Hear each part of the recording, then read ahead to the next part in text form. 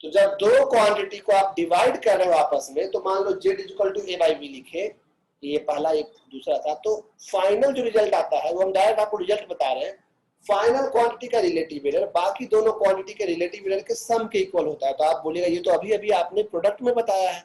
जी, product में भी वही काम होता है और डिवीजन के केस में भी वही काम होता है कि जब दो क्वांटिटी आपस में डिवाइड हो रहे होते हैं तो फाइनल क्वांटिटी का रिलेटिव एरर बाकी दोनों क्वांटिटी के रिलेटिव एरर के सम के इक्वल होता है। जैसे प्रोडक्ट में हम प्रूफ किए, यहाँ भी प्रूफ करना होगा, तो प्रूफ हम इसका प्रूफ होमवर्क में आपको दे रहे हैं कि आप कैसे करते हैं, क्योंकि अगले क्लास ये हम बताएंगे। ये प्रूफ एनसीईआरटी में नहीं है, अच्छी बात है ताकि आप चुटका ना कर पाए, लेकिन आपके पास तो सबसे बड़े भगवान गूगल बाबा है, चुटका करके भी समझ के दिखाइए।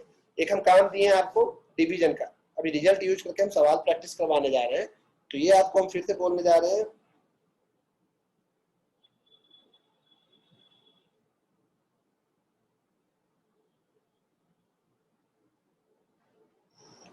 रोसी का मैसेज है शायद बहुत नेटवर्क इशू है, रिकॉर्डिंग जरूर भेज देंगे रोसी, हम ध्यान इसलिए हम रिकॉर्डिंग करते ही हैं कि जो बच्चे रेगुलर क्लास कर रहे हैं उनको अगर कहीं भी दिक्कत हो जा रहा है तो उसके लिए तो जिम्मेदार हम हैं। नेटवर्क मेरा भी कभी गड़बड़ हो सकता है, आपका भी। अभी हम लोग अमेरिका में तो हुए नहीं है कि सुपर फास्ट नेटवर्क है, कहीं भी प्रॉब्लम आ सकता है, इसलिए तो रिकॉर्डिंग होता है। लेकिन क्लास जरूर करते रहिएगा ताकि आपको इसमें दिक्कत ना महसूस हो। ये देखिए, ये होमवर्क में आपको हम रिजल्ट दिए कि जब दो क्वांटिटी को डिवाइड करते हैं तो भी उसका फाइनल क्वांटिटी का रिलेटिव एरर बाकी दोनों क्वांटिटी के रिलेटिव एरर के सम के इक्वल होता है। तो स्टेटमेंट लिखिएगा रूल करके, रूल। ये दोनों रूल किसके लिए? एक ही रूल दो चीजों के लिए हो गया, डिवीजन के लिए भी और मल्टीप्लीकेशन के लिए। लिखिएगा when two quantities are either multiplied or divided, when two quantities are either multiplied or divided, when two quantities are either multiplied or divided,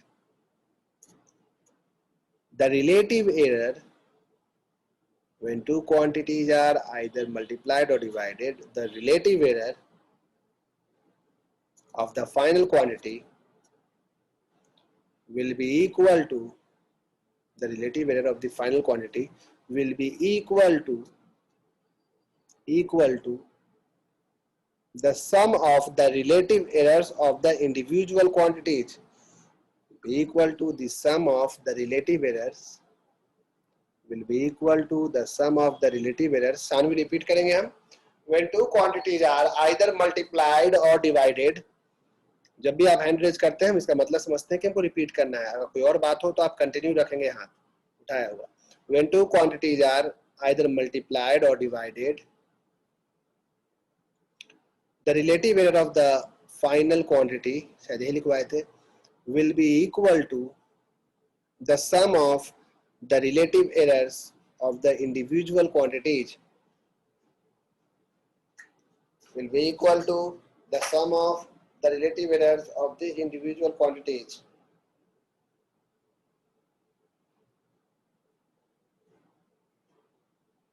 ठीक है, अब आप ध्यान से देखो,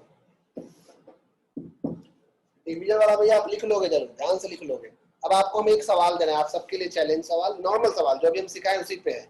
ये क्वेश्चन अगर आप बना लिए मतलब आप बेसिक समझ रहे हैं, नहीं बना तो हम समझा देंगे, उसके बाद समझ जाओ, कोई बहुत बड़ा बात नहीं है।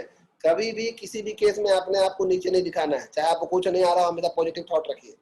सामने वाला क्या मतलब है, कोई कभी अपने आप को नीचे दिखाना ही नहीं है, चाहे उसको का टीचर क्या हो, कुछ बोले कि तुमको नहीं आता, हमको आता है।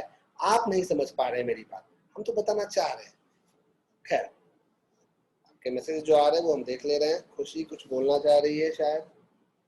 The sum of, okay, repeat करना है, the sum of the relative errors of the individual quantities, the sum of the relative errors of the individual quantities। Question लिखेंगे, ये आपके लिए है। if potential difference between 2 points of a wire is given by, if potential difference between 2 points of a wire is given by, V is equal to, the potential difference between 2 points of a wire is given by, V is equal to 20 plus minus 0.4 and current in the, sorry, volt लिखना पड़ेगा, A potential difference between 2 points of a wire is given by V is equal to 20 plus minus 0.4 volt. The current I is equal to 10 plus minus 0.2. 0.2 ampere. 0.2 ampere. पा रहे आप, कहीं कोई दिक्कत नहीं। काम करते हैं थोड़ा आसान कर देगा, तुम चलने दो। 0.2 ampere. Then calculate number 1 resistance of the wire, resistance R of the wire. Number 2 percentage error in resistance. चलो बना के दिखाओ। ओम्स लॉ याद है ना, formula V equal to IR, यहाँ R निकालना है। हिंट साइड बुक के सामने दिख रहा है, hint R is equal to V by I। सब जानता है, दो क्वांटिटी डिवाइड हो रहा है। चलिए बना के दिखाइए। हम थोड़ा देर के लिए मीटिंग रिकॉर्डिंग को पॉज कर दे रहे हैं ताकि रिकॉर्डिंग में जो बना रहे हैं वो कम से कम बोर ना हो जाए। गलती से रिकॉर्डिंग चालू नहीं किए थे, ये सवाल हम बना दे रहे हैं। एक बार हमको बोलना पड़ेगा क्योंकि अपलोड करेंगे तो बच्चों को देखने के लिए। R is equal to V by I, V का वैल्यू है 20, I का वैल्यू है 10, तो ये तो 2 ओम आया। रिलेशन, जब दो क्वांटिटी डिवाइड होता है तो फाइनल क्वांटिटी का रिलेटिव एरर बाकी दोनों के रिलेटिव एरर के सम के इक्वल होता है। बस वैल्यू डाले तो डेल्टा R बाय R इतना आया। यहाँ से R का वैल्यू हमने पुट किया तो रिजल्ट आया R इज इक्वल टू, क्या लिखेंगे, R plus minus delta R, यानी हमारा आंसर आएगा 2 प्लस माइनस 0.08 ओम। यही हमारा आंसर होगा। अदिति ने भी बनाया, गुड गुड गुड गुड। किसको कट नहीं कर सकते बोल रहे हैं? बिल्कुल कर सकते हैं, आपको जहां पे जो कट करना है कट कर सकते हैं। आपको जहां जो इच्छा हो आप कट कर सकते हैं। फाइनली हमें देखो R का वैल्यू निकालना है अदिति। अनीश हम चेक कर लेंगे आप क्या बोलना चाह रहे हैं। अंजलि ने भी बना के भेजा है। अनीश हम आपका हैंड रेज हुआ है, हम देख लेंगे, ठीक है क्या बात है उसके लिए। हर्षवर्धन ने भी बनाया। ओके, परसेंटेज एरर कैसे निकालते हैं? परसेंटेज एरर निकालने का आसान तरीका है। परसेंटेज एरर निकालने का तरीका है, ये वाला टर्म हो गया relative error. Delta R by R को आप मल्टीप्लाई करोगे 100 से, यानी 0.8 बाय 20 इंटू 100, 4% आएगा। देख लो 4% परसेंटेज एरर आया और रेजिस्टेंस आया इतना। अंकित भी कुछ बोलना चाह रहे हैं तो बोल ले। अब आपको हम बोलने का मौका भी दे सकते हैं, कुछ पूछना हो तो पूछ सकते हैं, नहीं तो अगले सवाल की ओर हम जाएंगे।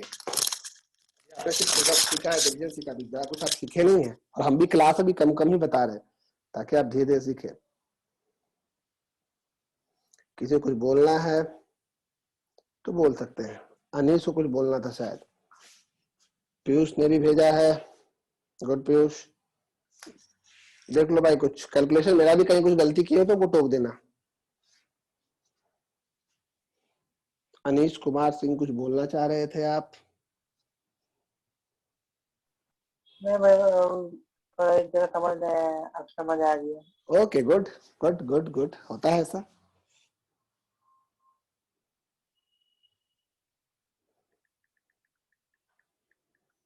चलिए अगला क्वेश्चन देखते हैं हम लोग। ये आपको ऐसे ही ट्रायल के लिए दे रहे हैं। अभी तो क्वेश्चन, अभी तो आप धीरे धीरे रूल सीख रहे हैं, अभी क्वेश्चन देख आ रहे तो बच्चा वाला सवाल से स्कूल थोड़ा और घुमाएगा, वैसे स्कूल ये सब भी दे देता है, ठीक है।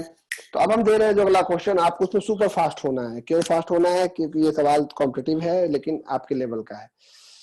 तो आपको हम फिर से एक बार म्यूट करते हैं और अगले सवाल का दर्शन करवाते हैं।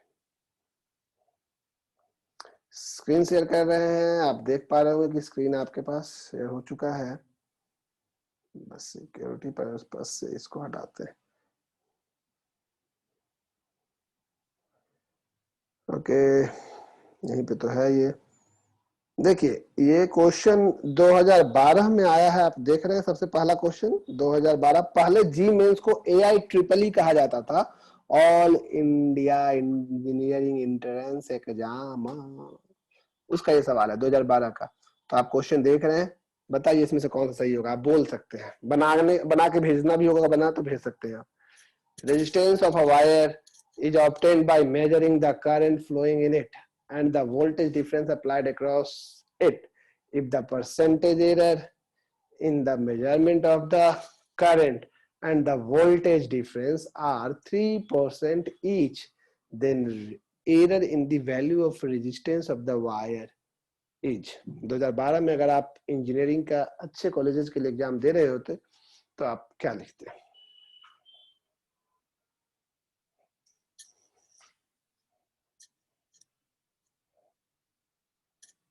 क्वेश्चन दिख रहा है या नहीं दिख रहा है? दिख रहा है ना? हाँ दिख रहा है.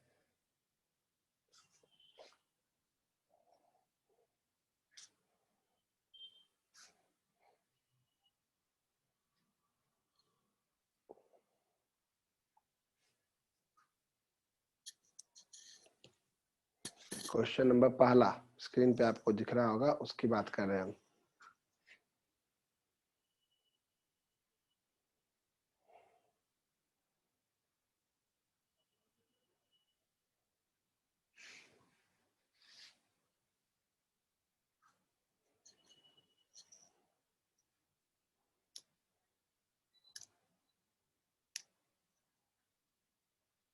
ओके, अंकित का आंसर आ गया और किसी का तो आंसर नहीं दिख रहा है. अंकित का आंसर दिख रहा है. गुड अंकित, सही है जवाब. Very very good. अंकुश सही है जवाब. वेरी गुड, फास्ट हैं आप लोग.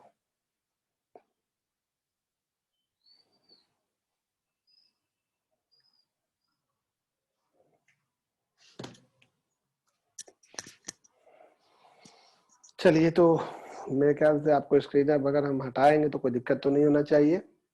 क्वेश्चन आप स्क्रीनशॉट भी ले सकते हैं. आपको कुछ बोलना हो तो आप बोल भी सकते हैं. जितना फास्ट बनाइएगा उतना आपके लिए अच्छा होगा. आयुष का भी आंसर सही आया है. Ayush perfect answer.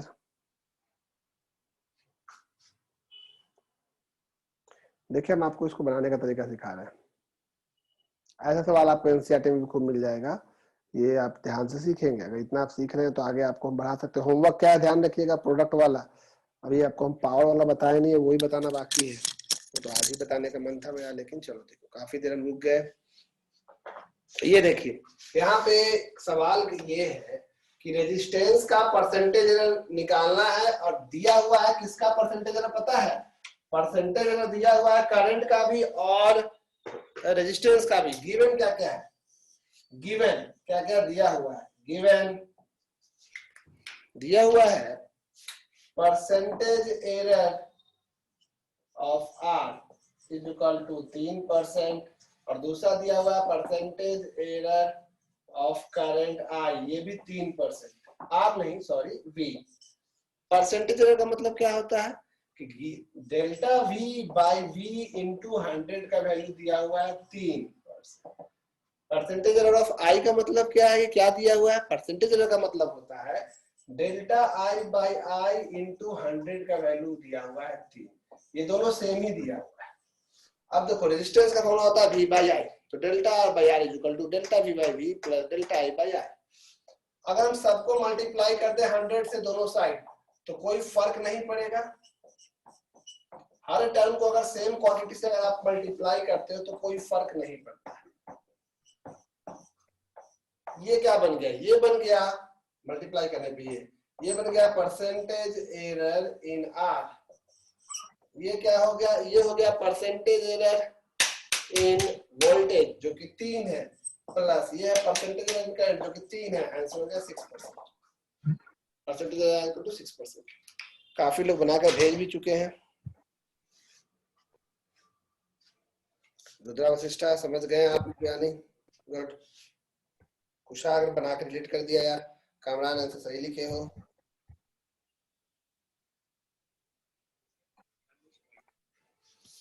ठीक है, ध्यान से लिख लीजिए एक बार, फिर आगे बात करते हैं. कहा रे कहा चाहिए खाने के लिए कुछ है? तो एरर ऑफ प्रोडक्ट आप देख लिए, एरर ऑफ डिवीजन भी देख लिए, आप एरर ऑफ सम भी देख लिए, एरर ऑफ डिफरेंस भी देख लिए. लेकिन error in case of exponent हम लोग नहीं देखे, वो भी बहुत जरूरी है, वो देखने जा रहे हैं.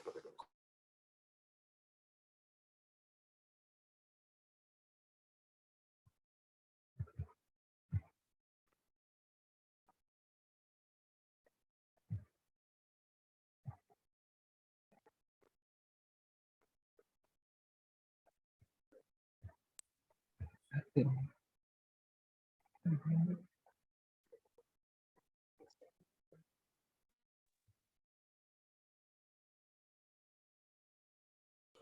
सानवी बोलो, सानवी कुछ बोलना चाह रही थी, सानवी बोलो। सर फिर से एक्सप्लेन कर दीजिए ना। हाँ सानवी का फिर से एक्सप्लेन करते हैं। सुनो, दिया हुआ क्या था क्वेश्चन में, बोला था percentage error in potential difference. Percentage error in potential difference का मतलब होता है कि डेल्टा वी बाई वी होता है रिलेटिव एरर, और उसको मल्टीप्लाई करते हैं 100 से, तो ये बन जाता है परसेंटेज एरर। तो असल में ये दिया हुआ है 3%, क्वेश्चन में दोनों ही 3% था। करंट का परसेंटेज एरर मतलब change in delta I by I, मतलब relative error into 100 is equal to, ये भी 3% था। बोलता है रेजिस्टेंस का फॉर्मूला वी बाई आई होता है। अब जानते हैं जब कोई क्वांटिटी दो क्वांटिटी को डिवाइड करने पे मिलता है तो फाइनल क्वांटिटी का रिलेटिव एरर बाकी दो के रिलेटिव एरर के सम के इक्वल होता है। तो हम रिलेटिव एरर को परसेंटेज एरर में कन्वर्ट करने के लिए हर एक को 100 से मल्टीप्लाई कर दिए। तो ये ओवरऑल क्या कहलाया, ये था असल में परसेंटेज एरर इन आर, क्योंकि ये रिलेटिव एरर को 100 से इंटू किए हैं। ये है ये परसेंटेज एरर ऑफ भी, ये है परसेंटेज एरर ऑफ आई। तो भी का आप 3% निकाल दिए, इसका भी 3, तो 3 3 6 लिख दिए। आया समझ में? अच्छा, हम आज फोटो नहीं भेज रहे हैं, आपको फोटो चाहिए आप लोग को तो बताइएगा कि ब्लर दिख रहा है स्क्रीन या कभी कुछ हो रहा है तो, ठीक है।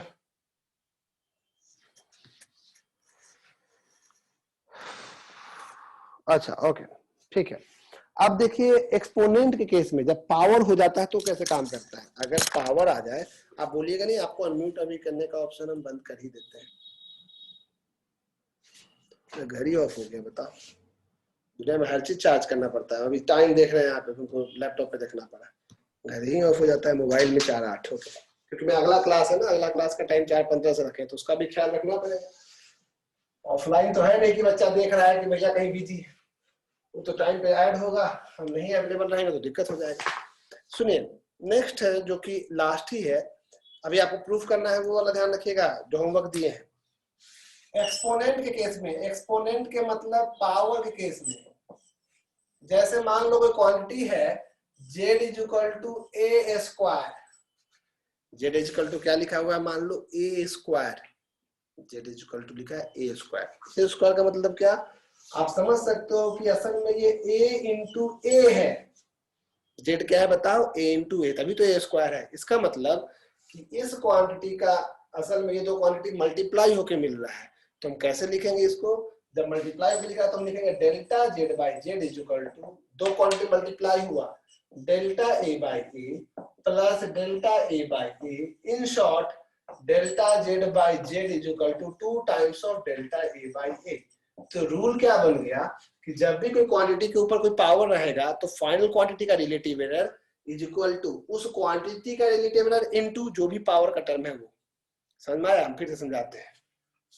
ये तो प्रूफ करने का जरूरत नहीं पड़ा, क्योंकि ये समझाने के लिए था कि ये असल में मल्टीप्लाई वाला ही जैसा हो गया। जैसे एग्जांपल के तौर पे z is equal to A square B cube, ऐसा लिखा हुआ है z is equal to A square B cube. तो यहाँ पे हम रिलेशन क्या लिखेंगे, तो हम लोग कैसे लिखेंगे, ध्यान सुनना। हम लिखेंगे क्वांटिटी का relative error delta Z by Z is equal to जो भी पावर में है बगल में 2 times of delta A by A plus 3 times of delta b by b. क्या याद रहेगा या नहीं रहेगा? देख रहे हैं हम क्या बोल रहे हैं, जो भी टर्म है पावर में वो बगल में आ जाएगा, 2 times of delta A by A 3 times. जैसे कि मान लो एग्जांपल बताओ, कहीं पे लिखा हुआ p is equal to A square B cube by root C into में d, या d का पावर 4 लिख लेते हैं। इसको कैसे लिखेंगे, इसको लिखेंगे final quantity delta p by p is equal to कौन बगल में आ जाएगा, 2 times of delta a by a plus 3 times of delta b by b plus root C का मतलब क्या होता है, रूट सी का मतलब होता है पावर में 1/2, रूट सी का मतलब होता है पावर 1/2। तो 1/2 delta c by c plus 4 times of delta d by d. मतलब चाहे आपका डिवाइड में रहे चाहे इनटू में, हमेशा प्लस में ही लिखना है, बस पावर बगल में आ जाएगा। ये बिल्कुल आसान है। अब ये बड़े बड़े न्यूमेरिकल को यूज करने वाले हैं, ये आसान है। नाम क्या किए, आपको हम डिफरेंशिएशन सिखा दिए, ध्यान रखिएगा डिफरेंशिएशन का यूज आने वाला है कॉम्पिटिटिव सवालों में, ठीक है। स्कूल लेवल में तो बच जाइएगा। तो अभी हम लोग कई सवाल करने वाले हैं, छोटे मोटे सवाल, ध्यान रखिएगा। फिलहाल आप इसको देख लीजिए, इसमें कोई डाउट है तो पूछिए। एक्सपोनेंट केस में करना क्या है, पावर बगल में आ जाएगा बस, और रिलेटिव एरर लिखना है। इसमें न्यूमेरिकल कैसे बनेगा, क्या है? हाँ मेरे को एक डाउट है। कहाँ पे? ऐसा एग्जाम्पल में यहाँ पे नीचे डिनोमिनेटर में √c और d का 4 है। हाँ तो डी का फिर पावर 4 वो है, डी रूट में है तो 1/2 लिखे हैं। हाँ c तो समझ में आ गया, d भी रेसिप्रोकल हो जाएगा क्या? रेसिप्रोकल नहीं होना है। असल में आपको हम आज रूल बताए हैं कि जब दो क्वांटिटी मल्टीप्लाई या डिवाइड हो तो फाइनल क्वांटिटी का रिलेटिव एरर, फाइनल क्वांटिटी का रिलेटिव एरर बाकी सब क्वांटिटी के रिलेटिव एरर के सम की इक्वल होगा। चाहे मल्टीप्लाई में हो चाहे डिवाइड में हो, सम ही होना है। हाँ हाँ हाँ, ठीक है इसीलिए ठीक है ठीक है, बस वही कंफ्यूज। ठीक है ओके, सर। और किसी को दिक्कत?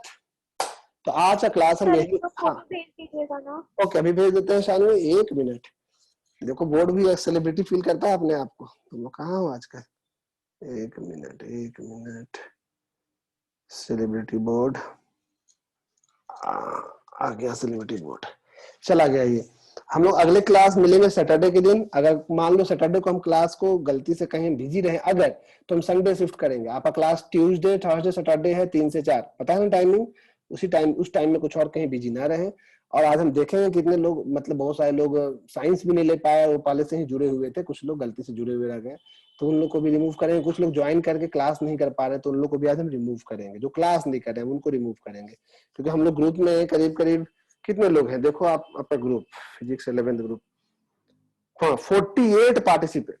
बताओ कम लोग हैं, इसमें से आधा क्लास नहीं कर रहा होगा। अब हमको पता नहीं चलता क्योंकि हम आपसे अभी कनेक्ट तो उतना हुए नहीं है, तो हमको सब लोग लगता है कि अच्छा सब क्लास करता होगा, सब क्लास करता होगा। तो मैं कहता जो क्लास नहीं करते हैं उनको आज हम साइड कर देंगे, ठीक है? चलिए, थैंक यू, बाय।